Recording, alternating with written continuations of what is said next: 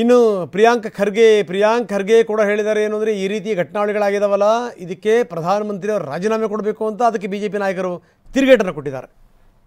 ಸ್ವತಂತ್ರ ಭಾರತದಲ್ಲಿ ಅತ್ಯಂತ ಅಸಮರ್ಥ ಗೃಹ ಸಚಿವರು ಯಾರನ್ನ ಇದ್ರೆ ಅದು ಅಮಿತ್ ಶಾ ಅವರು.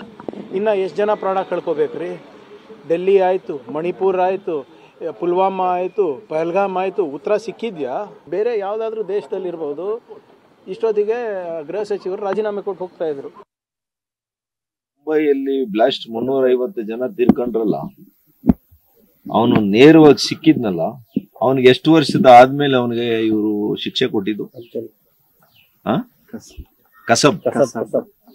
ಕಸಬ್ ಅನ್ನೋನು ಸಿಕ್ಕಿರೋ ಅಂತವನಿಗೆ ನೀವು ಹಿಡಿಯೋದ್ ಬೇಡ. 350 ಜನ 400 ಜನ ಸತ್ತೋದ್ರಲ್ವಾ ಮುಂಬೈ ಬ್ಲಾಸ್ಟ್ ಅಲ್ಲಿ. ಮನಮೋಹನ್ ಸಿಂಗ್ ರಾಜೀನಾಮೆ ಕೊಟ್ರ?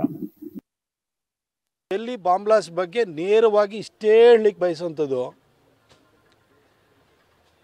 Doctor Muzammil, doctor Ahmad, doctor Adil, doctor Umar, doctor Shaheen, ಓ ಮುಸಲ್ಮಾನರಲ್ಲಿ ಬಡತನ ಇದೆ, ಅವ್ರಿಗೆ ತಿನ್ನಕ್ಕೆ ಅನ್ನ ಇಲ್ಲ, ಟೈರ್ ಅಂಗಡಿನಲ್ಲಿ ಪಂಕ್ಚರ್ ಹಾಕ್ಕೊಂಡು ಜೀವನ ನಡೆಸುವಂಥ ಒಂದು ಪರಿಸ್ಥಿತಿ ಇದೆ.